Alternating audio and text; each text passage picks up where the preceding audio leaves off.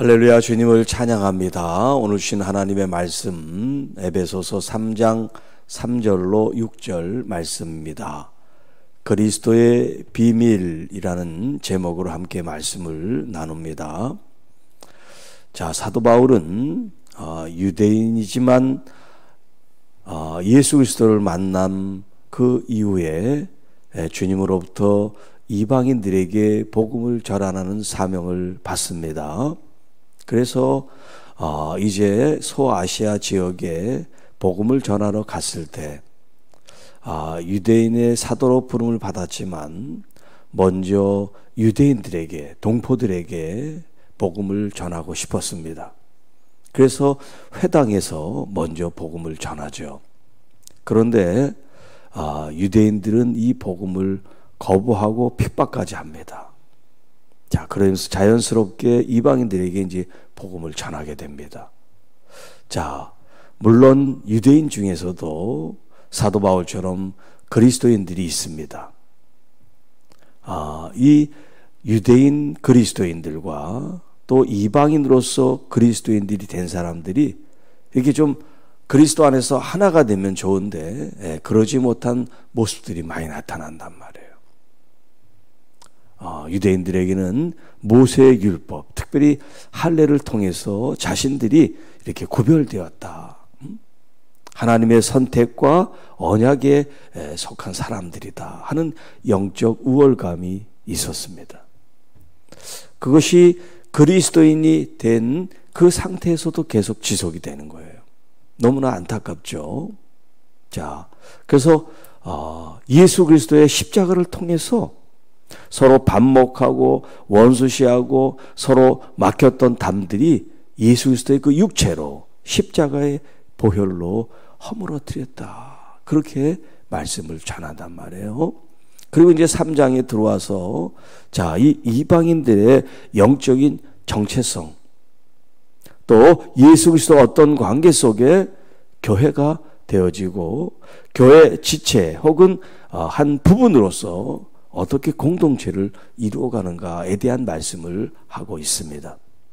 자, 그러면서 이제 사도 바울이 자신이 어떻게 그리스도를 이제 만나게 됐고 또 그리스도 안에 이 이방인들에 대한 사도로 부름받았는지 그 이야기를 지금 이제 해나가고 있어요.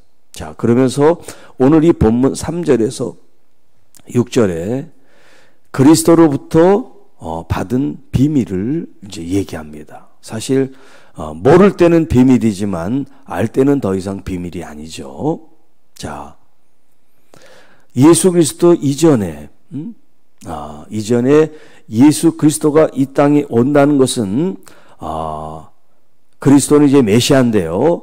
이 선지자들 외에는 알지를 못하는 거예요. 선지자들 외에. 하나님께서 선지자들을 통해서 하나님의 아들이 물론 언제 어떻게 누가 메시아라는 얘기는 하지 않지만 메시아가 오실 것에 대한 예언적 말씀이 계속 주어졌단 말이에요. 자, 그리고 예수님이 오셨어요. 그리고 예수님은 사도들, 제자들에게 예수님이 누군지를 가르쳐 주셨어요. 그게 이제 그리스도가 이제 계시를 하신 거예요. 계시를 해야 아니까. 계시라고 하는 것은 드러내고 보여준다는 그런 의미가 있습니다. 자, 그 중에 이제 이 바울 자신도 그리스도로부터 계시를 받았기 때문에 이방인들도 유대인들처럼 하나님의 구원의 유효한 자들이고 예수 그리스도 안에서 그들 똑같은 하늘나라의 상속자고 함께 지체가 된 사람들이다라는 말씀을 하고 있어요. 자, 3절에 보시면 곧 계시로 내게 비밀을 알게 하신 것은 내가 먼저 간단히 기록함과 같으니 자, 이제 2장에 이 유대인이나 이방인에게 어떻게 그리스도 예수님이 구원을 해 주셨는지, 그리고 1장으로 가면 속량이라는 표현을 썼죠. 예수님 자신이 희생의 값을 치러서 그들을 구원해 내셨다 하는 그런 말씀들을 지금 얘기를 하는 거예요. 먼저 간단히 기록한 말씀. 자, 그것을 읽으면 내가 그리스도의 비밀을 깨달은 것을 너희가 알 수 있으리라. 자, 이 바울이 사울일 당시에 철저한 유대교를 믿고 신봉하던 사람이란 말이에요. 그래서 예수님을 믿는 사람들을 박해하고 핍박했던 사람이에요. 이 사람에게 무슨 이방인들에게 호의적인 마음을 갖겠어요. 그런데 예수 그리스도를 만나고 나서부터는 이방인들에 대한 이런 관점, 바라보는 시각이 달라졌단 말이에요. 왜? 예수님은 유대인만의 구원자가 아니라 이방인들에게도 구원자가 되시기 때문에 자신은 그것을 지금 복음을 전해야 될 부름을 받은 사람이기 때문에요. 그 비밀을 깨달았다. 그것을 여러분도 지금 내가 쓴 이 글을 통해서 알 수가 있습니다. 이런 얘기죠. 자, 5절. 이제 그의 거룩한 사도들과 선지자들에게 성령으로 나타내신 것이, 구약에는 선지자들, 신약에는 사도들에게 성령을 통해서 예수 그리스도의 이 비밀을 계시해 주시고 깨닫게 해 주셨다는 거예요. 그러나 다른 세대, 이전에 있었던 사람들, 그 세대에는 사람의 아들들에게 알려지지 아니한 그리스도의 참 비밀이 뭐냐? 유대인들뿐만 아니라 이방인들도 예수 그리스도 안에 구원이 있습니다. 이게 바로 그리스도 안에서의 비밀이라는 거예요. 자, 이 말씀이 이제 6절에 좀 더 구체적으로 말씀을 하고 있는데, 이는 이방인들이 복음으로 말미암아 그리스도 예수 안에서 함께 상속자가 되고 함께 지체가 되고 함께 약속에 참여하는 자가 됨이라. 자, 우리 1장에서 유대인은 가깝고 이방인은 멀리 있었다고 그랬잖아요. 그만큼 하나님의 약속에 대해서 외인이었습니다. 나그네였습니다. 손님이었습니다. 객이었습니다. 그렇잖아요. 주인이 아니었단 말이에요. 그 집안 사람이 아니었어요. 시작은 그랬습니다. 그러나 예수 그리스도 통해서 더 이상 그들은 나그네도 아니고 외인도 아니고 손님도 아니고 먼 데 있는 사람도 아니에요. 그리스도가 그렇게 그리스도 안에서 유대인과 이방인이 가깝게 하고 하나님과 인간 사이를 단절된 관계를 연결해 주셨단 말이에요. 이게 그리스도가 우리에게 베푸신 은혜일 뿐만 아니라 믿지 않고 알지 못한 사람들에게는 그리스도의 비밀이다. 이런 표현을 쓰고 있어요. 자, 이렇게 외인이고 나그네고 멀리 있었고 은혜 밖에 있었던, 언약의 밖에 있었던 이 이방인들이 오늘 이 본문에 뭐라고 말씀하냐면 그리스도 예수 안에서 함께 상속자가 됐다. 상속자. 여러분, 상속자는 이 혈연관계 자식에게 그 부모의 재산이 물려지는 걸 상속이라고 그러잖아요. 그동안 유대인들은 하나님의 상속자로 그들이 알고 있었는데 자기들만 상속자가 아니라 이방인들도 상속자가 된다는 거예요. 여러분, 어느 날 갑자기 여러분이 지금 부모의 상속자로 돼 있는데 아버지가 옛날에 실수를 해서 자식이 지금 있다가 갑자기 나타났어요. 법적으로 자기도 상속자라고 얘기를 하면 놀라겠죠. 그동안 그런 사실이 없었는데 자기 혼자만이 아들인 줄 생각했는데 이 혼에 아들이 또 있다고 생각해서 나타났단 말이에요. 진짜로. 그래서 법적으로 그 사람도 이제 상속자가 됐다고 생각해 보세요.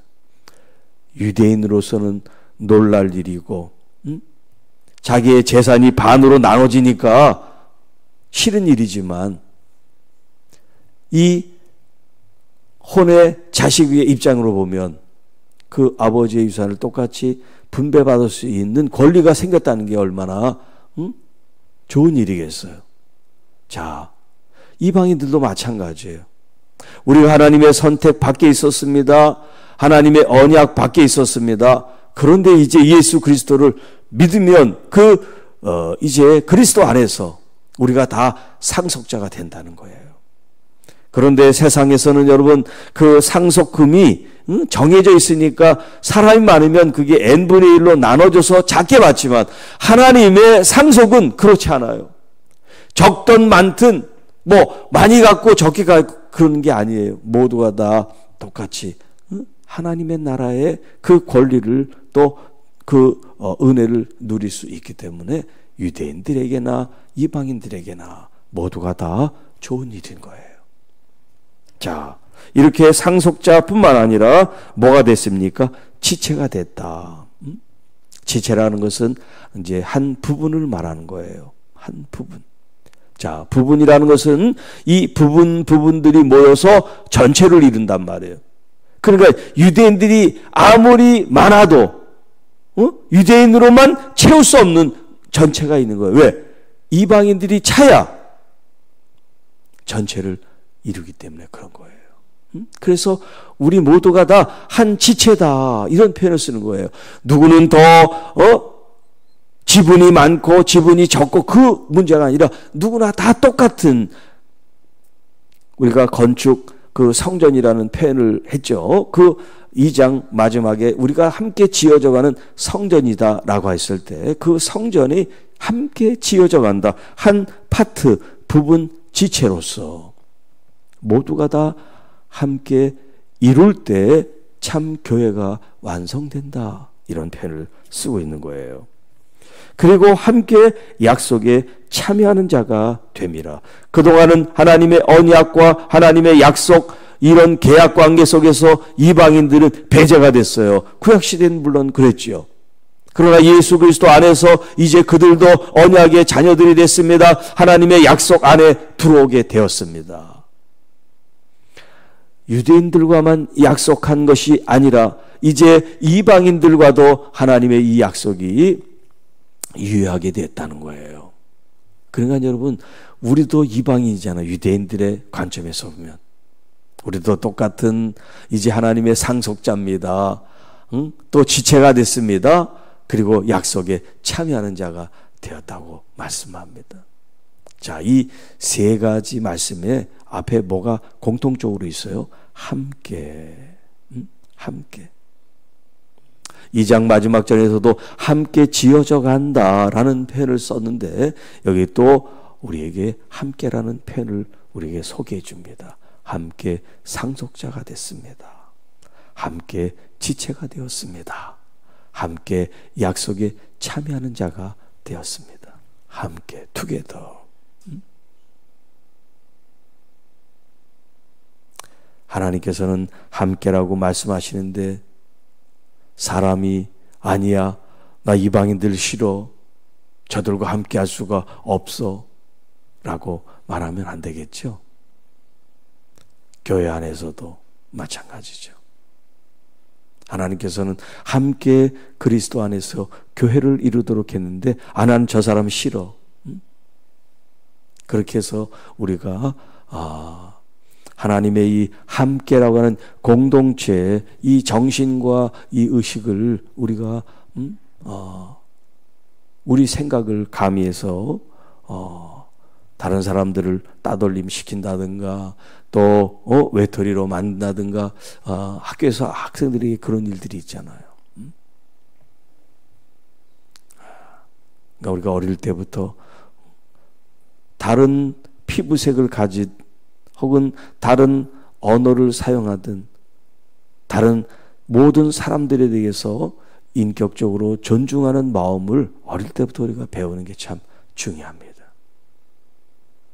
이것이 신앙 안에서든 신앙 밖에서든 우리가 신앙생활을 하는 그리스도인이지만 그리스도인이 아닌 세상 사람들에 대해서도 우리가 같은 존중하는 마음을 가져야죠. 물론 그들이 여기 오늘 본문에 있는 이들이 함께 상속자가 아직 되지 않았어요. 아직 예수 그리스도를 믿지 않으니까요. 그러나 우리도 예수 그리스도를 믿기 전이 있었잖아요. 저들도 마찬가지예요. 저들도 이제 그리스도 안에서 우리처럼 그리스도를 믿고 함께 상속자가 될 수 있는 그런 여지가 있기 때문에 그 여지를 우리가 차단하면 안 되죠. 주님께서 이 복된 복음의 말씀들을 통해서 그들도 주 안에 구원받고 함께 상속자가 되는 이 은혜를 누리고 함께 지체가 되어 교회가 되고 함께 하나님의 약속을 받아 참여하는 자들이 될 수 있도록 여러분이 기도하시고 또 그들이 정말 하나님 안에서 함께 구원을 받는 믿음의 동역자가 될 수 있도록 축복하고 또 기도하는 일을 우리가 계속 해야 될 줄로 믿습니다. 기도하겠습니다. 하나님 아버지 감사합니다. 그리스도 안에서 주신 이 비밀의 말씀이 유대인들에게 받아들이기 힘든 그런 일일지라도 이방인 우리들에게 이것이 바로 복음이고 또 이 복음 안에서 우리가 하나님 나라의 함께 상속자가 되고 또 함께 지체가 되고 함께 약속에 참여한 자가 되게 하여 주심 앞에 감사를 드립니다. 우리가 죄인이고 외인이고 나그네였지만 예수 그리스도 안에 이제 하나님의 자녀가 돼서 함께 하늘에 앉아 하나님의 그 상속을 이어받을 특권을 주신 것을 감사합니다. 이 땅에 사는 동안 하나님의 자녀로 천국 시민으로 거룩한 백성으로 믿음으로 승리하며 말씀에 따라 사는 아름다운 성도들이 되게 하옵소서. 우리 주 예수님의 이름으로 간절히 기도하옵나이다. 아멘.